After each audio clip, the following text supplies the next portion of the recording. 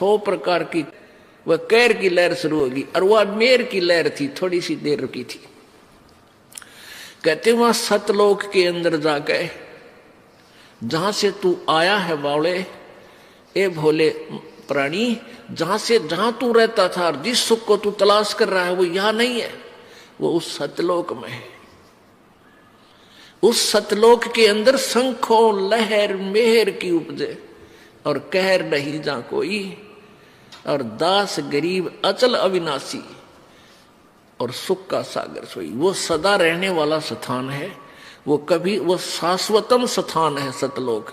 गीता जी अध्याय नंबर 18 के श्लोक 62 में कहा कि अर्जुन, गीता ज्ञानदाता कह रहा किसी और भगवान परमेश्वर की शरण में जाने से को कि हे अर्जुन, तू सर्वभाव से उस परमेश्वर की शरण में जा जिसकी कृपा से तू परम शांति और सनातन परम धाम को प्राप्त होगा। ओह, परम शांति को प्राप्त होगा, और शाश्वतम स्थानम, शाश्वत माने सदा रहने वाला, कभी नाश ना हो जिसका। अब ब्रह्मलोक तक तो सारे नाश हुआ, 21 ब्रह्मांड का नाश, 7 संग ब्रह्मांड का नाश, लेकिन सतलोक, अलखलोक, अगमलोक, अनामी लोक, उन लोकों का कभी विनाश नहीं होता। तो उस वहां चलने के लिए परमात्मा कहते हैं जहां तुम रहा करते थे, और वहां जाकर तुम्हें सुख होगा। वह ना तो जाड़ पड़वानी के बुढ़ापा नहीं आवे, ना आंख बनवानी, ना बीपी आई हो, ना लो हो। ये 5 तत्व का पुतला नहीं है वहां पर। वहां तो एक नूरी शरीर है, एक तत्व का, ऐसनाविरम शुक्रम अकायम। ओह, वहां परमेश्वर का भी शरीर ऐसा ही है, नूर का है, अपना भी नूर का है। अब जैसे ये पारखी है कबीर पंथ में, पारखी बने हुए हैं कबीर साहिब के पंथ में, कबीर जी का नाम लेकर पंथ चलाते हैं, और पारखी नाम रख रखा है, पारख सिद्धांत। वो कहते हैं कि परमात्मा कोई नहीं है, ये जीव ही भगवान है, यही प्रभु है, जीव खुद ही सृष्टा है। अब पुण्यात्माओं, आत्मा, और फिर नाम रखा परमात्मा। परमात्मा शब्द क्यों बोलते हो फिर तुम? यानी कोई श्रेष्ठ आत्मा भी है, जो सबसे श्रेष्ठ आत्मा है, हमसे उत्कृष्ट आत्मा है, वो हमारा स्वामी है। एक आत्मा और परमात्मा। तो आत्मा का वहां शरीर जो है, इतना नूर का है, इतनी चमक है, जैसे ये 5 तत्वों से बना है शरीर। और इस 5 तत्व कौन से हैं? ये अग्नि, वायु, और ये जल, पृथ्वी, आकाश। और इसमें कोई सा नहीं दिखता, नजर आओ आपने कितना नहीं। इसी प्रकार वहां सतलोक के अंदर एक नूरी शरीर है, तेज, एक तेज तत्व से, और उससे इतना सुंदर शरीर बनता है, मुलायम सा, और ना वो कभी ओल्ड होता, बूढ़ा नहीं होता, सदा युवा रहता है। और उसमें ना बीपी आई हुआ, ना लो हुआ, क्योंकि वो ब्लड से बना हुआ नहीं है। तो ऐसा ही परमेश्वर का शरीर है, वो परमात्मा है। उनका इतना तेज है सूर्य का, उनके शरीर में इतना तेज है, वो इतने सर्वशक्तिमान शक्तिशाली है। हमारा इतना तेज है, 16 सूर्य जिसका प्रकाश होता है, इतना तो एक आत्मा का शरीर है। और उस परमात्मा के एक रोमकूप में करोड़ सूर्य, करोड़ चंद्रमा मिला दे, जब सतलोक के अंदर जो प्रभु के शरीर की स्थिति है, तो भी वो प्रकाश फीका रह जावे प्रभु के उस नूर के सामने। इतना नूर, इतना सुंदर है। मतलब जैसे कहा ना, किसी लड़के बहन भाई को देखे कि भी इतना कितना नूर है इसके चेहरे पे, यानी कितना सुंदर है, कितनी चमक है इसकी। तो ऐसे वो परमात्मा के शरीर की चमक है, और वहां आत्मा का शरीर भी नूर, एक तत्व से बना हुआ है। अब हम वहां से आए हैं, और जब तक वहां नहीं जालेंगे हमें सुख नहीं हो सकता। वहां जाने के लिए कौन सी विधि अपनानी है, कैसी अपनानी है, कैसा संत चाहिए, कौन सा मंत्र चाहिए, वो ये दास बतावेगा। वैसे तो अपनी अपनी कह गए इस दुनिया के मां, और बिन साहिब की बंदगी की तो ठोर ठिकाना ना। अपनी अपनी सभी बताते हैं, ये दाप कर लो, ये भक्ति कर लो, ये मंत्र कर लो, एक माला दे दी, ले कंठी, तू चेला मैं गुरु, ये कोई बात हुई? अब यहाँ आते हैं बिहार के बच्चे, परमात्मा की प्यारी आत्मा, ये बहुत अच्छी आत्मा जो इतनी दूर सफर करके आई, बाल बच्चों को लेकर आए, वर्ष भी बूढ़े भी। अब इनको उल्टे रंग में रंग रखा हुआ नकली कबीर पंथियों ने। एक तुलसी की लकड़ी की माला दे रखी है, गले में गाल दी, ने कहा माला नहीं उतारेंगे, कंठी हो, कंठी नहीं खोलेंगे। इस कंठे ने शर्मा मार लिया, बता क्या करेगी इस कंठी का, क्या करोगे?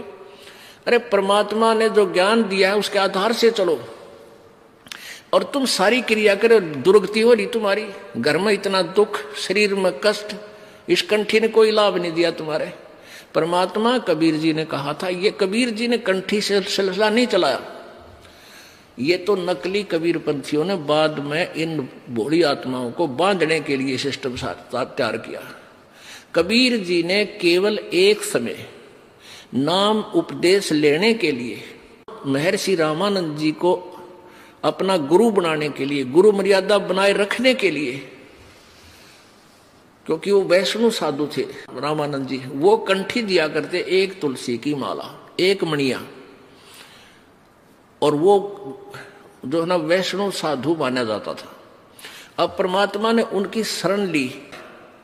रामानंद जी ने कंठी का लिए उसमें नहीं कहा, लेकिन उन्होंने वो जो स्नान करने के लिए गए थे रामानंद जी पंचगंगा घाट पे, और कबीर जी 2-2.5 वर्ष का बच्चे का शरीर बना के और पैड़िया में लेट गए थे अंधेरे में। सुबह सुबह रामानंद जी का खड़ाऊ शर्मा लगी परमात्मा के, और एकदम जब झुके नीचे को, जब कबीर जी ने बच्चे की तरह रोने की लीला की, तो जो ही रामानंद जी झुके नीचे को, उनकी कंठी हुआ एक तुलसी वाली कबीर जी की गले में डल गई। अंधेरे में रामानंद जी को पता नहीं चला। तो फिर ये कथा फिर सुनाएंगे आपको, क्योंकि ये प्रसंग और सुनाना, इसलिए एक शॉर्टकट में बता रहे हूं। रामानंद जी के एक शिष्य ने जो सत्संग कर रहा था, कबीर जी ने उसको टोका था। तो रामानंद जी के शिष्य ने पूछा कि तू वेद शास्त्रों के बारे में कैसे जानता है, तूने तिलक क्यों लगा रखा है, क्या तूने किसी से नाम ले रखा है? परमात्मा बोले हाँ, मैंने उसी से नाम ले रखा जिससे तूने ले रखा है। अब वो रामानंद जी ब्राह्मण, और वो सत्संग कर रहा था, वो रामानंद जी का शिष्य ऋषि, इस बात से वो कुपित हो गया कि झूठ बोलता है तू, हमारे गुरु जी तो किसी को नाम नहीं देते, शूद्र को, तू जुलाहा जाति का, तूने मेरे गुरुदेव को नीचा दिखाया है। रामानंद जी के पास ले गए। स्वामी जी ने जब उनसे वार्ता की तो परमात्मा ने, रामानंद जी ने कहा कि तूने मेरे से कब नाम लिया? परमेश्वर ने बताया कि ऐसे ऐसे आप स्नान करने गए थे और मैं वहां लेटा हुआ था, आपकी खड़ाऊ मेरे सर में लगी थी, मैं बालक था छोटा सा, और तब आपने मुझे कहा था बेटा राम राम बोल, और ये कंठी आपने मेरे गले में डाल दी थी। वो डली थी वैसे कुदरती, झुकने के कारण रामानंद की निकल गए और परमेश्वर कबीर जी के गले में डल गई थी। तो कबीर जी ने कहा, रामानंद जी ने कहा कि मैं शिष्य जिसको बनाता हूं उसको कंठी देता हूं, ये माला देता हूं एक मनके की, तेरे पास है? काट के दिखा दी। कहाँ जी? ये लो। कहने लगी मैंने तेरे को कब दी? कि जिस दिन ऐसे ऐसे कहानी बनी उस दिन आपने वो दे दी थी। तो वो परमात्मा ने केवल इसलिए वो कंठी डाली थी कि इसकी भ्रम तोड़ दूं इस रामानंद जी को। फिर रामानंद जी से चर्चा की, ज्ञान गोष्ठी हुई, फिर रामानंद जी को सतलोक दिखा परमेश्वर ने। वो महर्षि फिर परमात्मा के चरणों में गिर गया था कबीर जी के, और रामानंद जी ने भी वो कंठी तोड़ कर फेंक दी थी और कबीर जी ने भी फेंक दी थी, क्योंकि इन कंठियों से भगवान नहीं मिला, इस मंत्र और साधना से परमात्मा प्राप्ति होगी। अब वो फिर क्या था, रामानंद जी के जो शिष्य थे वो रामानंद जी से विरुद्ध हो गए कि ये ब्राह्मण होकर और जुल्हाए के साथ रहता है, इसने नाश कर दिया। तो उन नकलियों ने वो कंठी वाला सिलसिला फिर जारी रखा। लेकिन परमात्मा कबीर जी ने केवल सब चीजों से दूर किया। परमात्मा ने कहा कंठी माला सुमरनी सभी सिलसिला मेट, इन सबको भूल जा। और माला तो आपने, अब जैसे आप आरती में पढ़ते हो आप संध्या आरती में पढ़ते हो तत् का तिलक और ध्यान की धोती, ये मालाएं हमारी हैं, ये हमारे गहने हैं, एक भक्त के होने चाहिए। और परमात्मा ने कभी भी ऐसा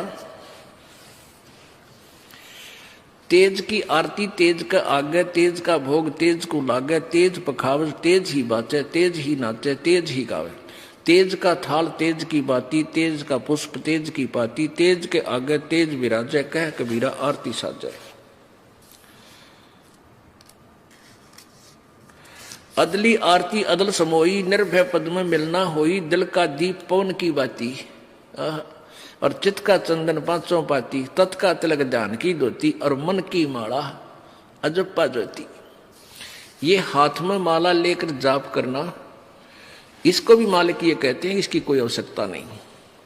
फिर भी क्योंकि हम जैसे बच्चे को पहले क ख सिखाते हैं तो तख्ती पर लिखकर, फट्टी पर लिखकर सिखाया करते थे, अब ऐसे सिखाते हैं।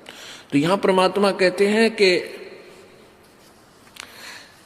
तत् का तिलक और ध्यान की धोती, तत् का तिलक यानी इस तिलक को लाने के लिए नहीं कहा कि आपके पास तत्व ज्ञान हो, और तत्व ज्ञान आप जब भी बोलोगे तुरंत प्रकट हो जाएगा, ये तेरा तिलक है। और ध्यान की धोती मन की माला, गले में डालने से कोई लाभ नहीं, जैसे मन है इसको परमात्मा के नाम पर लगाए रख, और इसको दिन रात इसके संबंधित जोड़े रख, ये वास्तविक माला है।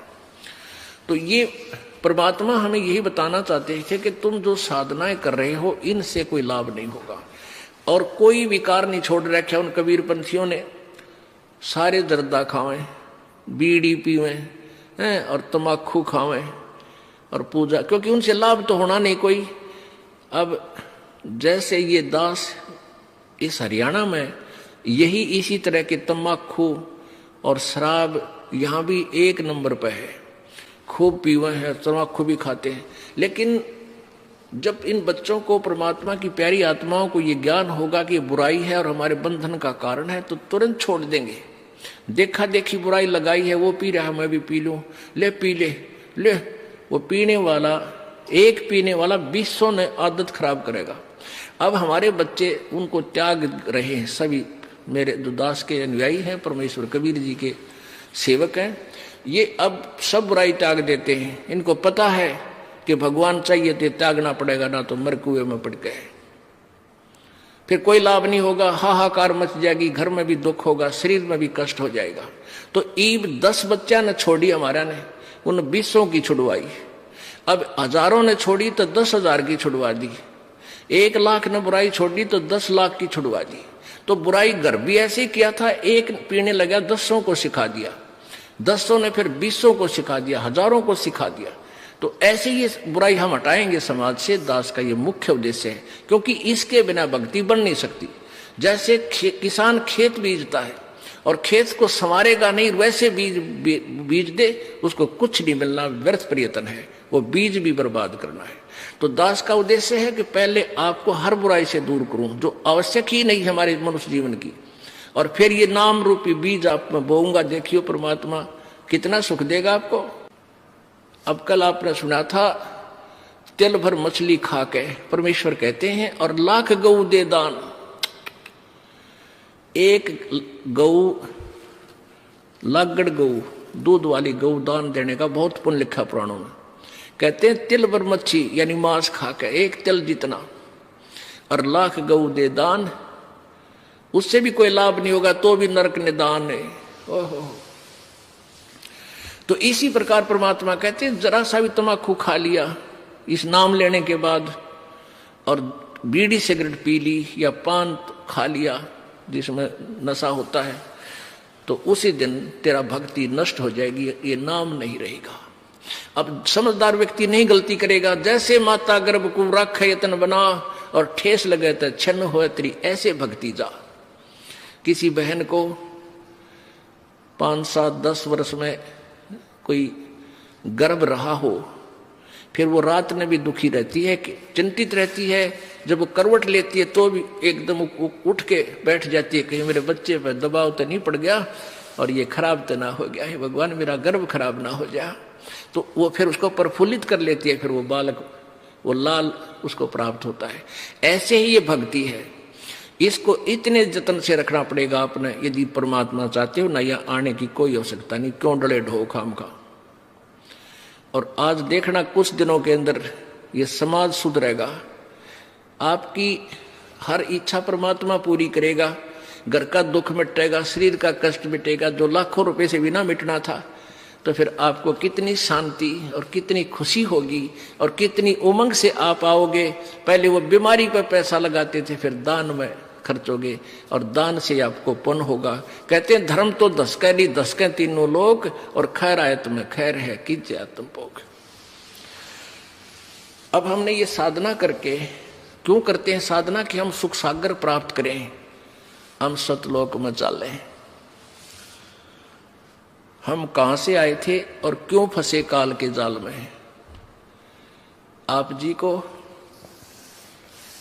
अब एक सृष्टि रचना सुनाना चाहेगा ये दास, जो परमेश्वर पूर्ण ब्रह्म कबीर परमेश्वर जी ने अपने द्वारा रची हुई सृष्टि को स्वयं ही आकर बताया है।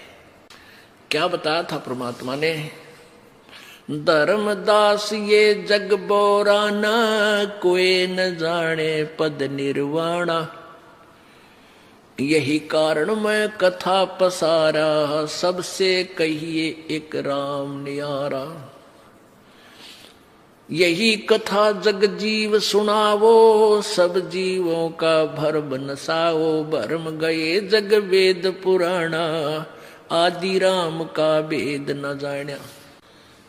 अब 600 वर्ष पहले परमात्मा ने यह कहा था कि धर्मदास अब तुझे मैं ब्रह्मा विष्णु महेश की उत्पत्ति बताता हूं। अब मैं तुमसे कहूं चिताई, और इस तेरे देवन की उत्पत्ति भाई, तेरे तीनों देवताओं का जन्म कैसे हुआ ये बताता हूं। अब धर्मदास जी चिंगर गया कि हे महाराज आप तो बड़े, क्योंकि कबीर परमेश्वर जी मुसलमान फकीर के रूप में मथुरा में मिले थे उस पवित्र आत्मा धर्मदास जी को, और परमात्मा ऐसे काटे का ज्ञान सुना रहे थे। धर्मदास जी उकस उकस के नाराज हो रहे थे अंदर अंदर से कभी, और फिर ज्ञान तथ्य देखकर सामने गीता और वेदों को और पुराणों को, फिर कुछ मन में सोचने पर विवश भी हो रहे थे। अब परमेश्वर कबीर जी ने जो सृष्टि रचना सुनाई थी, ये दास आपको एक बार मौखिक सुनाएगा, वर्बली, और फिर आपको प्रमाण दिखाएंगे अपने ही सदग्रंथों में। हे भगवान, तो पुण्यात्माओं, पूरा विश्व परमेश्वर की परिभाषा से अपरिचित है, और जब तक हम परमात्मा की परिभाषा से परिचित नहीं होंगे हम भक्ति भी नहीं कर सकते। क्योंकि ये नकली संत, ये महंत, ये मंडलेश्वर महर्षि आपका ऐसे ही हंडोला बनाए रखेंगे, ये नाम ठीक है, वो ठीक नहीं है, ये ऐसी भक्ति करो, ये ऐसा कर लो। कोई बात हुई या?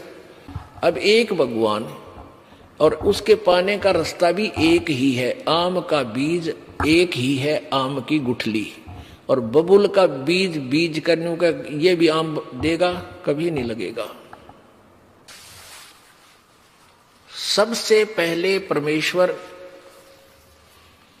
पूर्ण ब्रह्म कबीर देव जी अकय लोक में रहते थे। अकय लोक, उसको अनामी लोक भी बोलते हैं। उसमें परमेश्वर अकेले थे। उस पूर्ण परमात्मा ने, कबीर जी ने अपने वचन से नीचे के 3 लोक और रचे, 3 लोकों की रचना की। वो कौन कौन से हैं? अकय लोक से नीचे वाला अगम लोक, उससे नीचे फिर अलख लोक, और लास्ट वाला सतलोक। अब वही पूर्ण परमात्मा अन्य 3 लोकों में भी स्वयं ही अन्य रूप धारण करके विराजमान होंगे। अब आपको सतलोक की रचना के विषय में जानकारी देंगे। परमेश्वर कबीर जी ने यानी सत्य पुरुष ने, सत्य पुरुष का अर्थ होता अविनाशी परमेश्वर, अविनाशी प्रभु ने, सत्य पुरुष ने अपने एक वचन से वहां 16 द्वीप रचे, 16 द्वीप, और फिर 16 वचनों से एक एक वचन से एक एक पुत्र की उत्पत्ति की। उनमें से एक का नाम अचिंत और एक का सहजदास, जोगजीत, ऐसे ये 16 पुत्र हैं उत्पन्न किए। कुछ दिनों के बाद परमेश्वर ने अरुण सब से कहा कि तुम अपने अपने द्वीप में जाओ, वहां रहो। उसके बाद कभी सत्य पुरुष ने अपने पुत्र अचिंत से कहा कि आप सृष्टि रचना करो। अचिंत ने अपने वचन से ये अक्षर पुरुष की उत्पत्ति की, जिसको परब्रह्म बोलते हैं। अक्षर पुरुष वहां चला गया। एक मान सरोवर है जो प्रभु ने रचा था शब्द के साथ ही। उस मान सरोवर में अमृत जल है, स्नान करने के लिए अचिंत चला गया। वहां श्वासों से शरीर नहीं है हमारा, श्वासों से शरीर हो तो फिर वो गिनती में आ जाता है, अमर नहीं रहे। जैसे एक ट्यूबलेस टायर होते हैं, उसमें हवा नहीं भरनी पड़ती, रबड़ के टायर होते हैं। और एक ट्यूब वाले वो तीसरे दिन पाटे रहे, पटाखा बोलिया रहा उसमें। तो ऐसे वहां शरीर बगैर हवा, बगैर प्राणों के, बगैर श्वास के है। वो जाकर के अचिंत मानसरोवर में नहाने गया था, वहां जाकर लेट गया और मस्ती में नींद आ गई, बहुत गहरा चला गया। अब काफी समय तक बाहर नहीं आया तो परमेश्वर कबीर जी ने, सत्य पुरुष ने, उसी अमृत जल से जल लिया अपने हाथ में और अपनी वचन की शक्ति से एक अंडा बना दिया। अंडा बहुत विशाल अंडा था और उसमें एक आत्मा अपने वचन से उसके अंदर प्रवेश कर दी, अपने ही शरीर से निकालकर, आवाज वचन से बनाकर। वो अंडा, उस आत्मा उसके अंदर थी, वो अंडा नीचे चला गया, गड़गड़ गड़गड़ करता हुआ जल में छोड़ दिया। अब वो अक्षर पुरुष उसकी गड़गड़ाहट से जाग गया, निंद्रा भंग होगी। अब जैसे कोई व्यक्ति गहरी नींद सोया हो और उसको कोई जगा दे, एक बार उसको दुख होता है, क्रोध आता है, तो उस जो ही उसकी निंद्रा भंग हुई अक्षर पुरुष की, उसने देखा किसने मेरी निंद्रा भंग की। उस थोड़े से कोप से, क्रोध से अंडे की तरफ देखा, अंडा फट गया, उसमें से ये ज्योति निरंजन ब्रह्म काल निकला। आकाशवाणी की परमात्मा सत्यपुरुष ने, कबीर जी ने, कि तुम दोनों बाहर आओ। अक्षर पुरुष तो निंद्रा में था, तुझे जगाने के लिए ये सब क्रिया की, तुम दोनों बाहर आओ। दोनों बाहर आ गए और कहा तुम अचिंत के द्वीप में जाओ दोनों। वो एक द्वीप में 3 रहने लगे और बाकी एक एक द्वीप में वो 15 और थे। अब परमात्मा ने कहा अचिंत तुम सृष्टि नहीं रच सकते। परमात्मा ने इसलिए ढीला छोड़ा था कभी बच्चे फिर बाद में बकवाद करें। अब अचिंत बैठा बैठा देख रहा, अक्षर जाकर सो गया, अक्षर पुरुष वो परब्रह्म। अब तुम कोई सृष्टि नहीं करोगे, मैं ही करूंगा। तब परमात्मा ने हम सभी आत्माओं को, जितने भी आज कुत्ता, गधा, सुअर, चींटी, हाथी, देवता, मनुष्य बने हैं, ये सब परमेश्वर कबीर जी के बच्चे हैं। उस परमेश्वर ने अपने वचन से सभी असंख्य आत्माओं की वहां उत्पत्ति करी और सबको बहुत बड़े बड़े महल वहां दिए अलग से रहने के लिए। वहां आपका परिवार था, परिवार के परिवार थे वहां पर आपके, कोई काम नहीं, सारा दिन वहां सैर सपट्टे, बड़े बड़े वहां पर काजू, किस्मत, सेब, संतरे वो नूर के बने हुए, सदाबहार वृक्ष है वहां पे, अमृत जल है वहां पीने के लिए, दूधों की नदी बह रही है वहां पर। हम उसको छोड़ आए। कैसे छोड़ आए? अब हम वहां ठाठ से रहा करते थे, कोई दुख नहीं, किसी प्रकार की मृत्यु नहीं, कोई बुढ़ापा नहीं। अब इस ज्योति निरंजन क्षर पुरुष ने इस काल के मन में आई कि हम तीन एक लोक में, एक द्वीप में, और बाकी सभी मेरे भाई हैं, जितने भी हैं, ये सब अलग अलग द्वीप थे आपके, अलग अलग, बहुत सुंदर, और हम तीन एक द्वीप में। तो इसने सोचा मैं तप करके अलग से राज प्राप्त करूंगा। तप से राज, और राज मदमानम जन्म तीसरे शुक्र समानम। इसने एक पैर पर खड़ा होके तपस्या शुरू कर दी। एक पैर पर खड़ा होकर, और ये 70 युग तक तप करता रहा ऐसे। और हम क्यों फंसे इसके जाल में? हम सभी इसको ऐसे एक टांग पर खड़ा होगा और तपस्या करते हुए देखने लगे, और अंदर में इसके प्रति हमारी प्रेम भावना बन गई को देख कितना एक पैर पर खड़ा हो। वह बीमारी हमारे आज भी विद्यमान है। ये बुराई, ये बीमारी आज भी अपने लगी हुई है। जैसे हीरो और हीरोइन, ये अभिनेता और अभिनेत्री अपने पेट के लिए चटक मटक करते हैं, डांस डूंस करते हैं, अच्छा मेकअप करके और फिल्म बनाते हैं। और ये भोले प्राणी युवा बच्चे उनको देख देख कर वो मेरा फेवरेट हीरो है, वो मेरा फेवरेट हीरो है। टट्टू के फेवरेट है, बताओ, वह नाचे कूदा अपने पेट के लिए, और तुम उसके ऊपर आसक्त हो रहे हो। अब उनमें से कोई भी हीरो या हीरोइन, अभिनेता या अभिनेत्री इशार में या बरवाला में आ जा, देख इन जवान बच्चों की वहां समूह कितना कट हो जा, कितने इकट्ठे हो जाएंगे, और नो देखेंगे वो खड़ा इतनी 1 किलोमीटर दूर मंच पर, वो खड़ा, वह खड़ी देख, और सारा दिन धक्के खा के वापस आ जा। बता के ले आए उसने देख के? तो उसके ऊपर बेमतलब हम आसक्त होने की बीमारी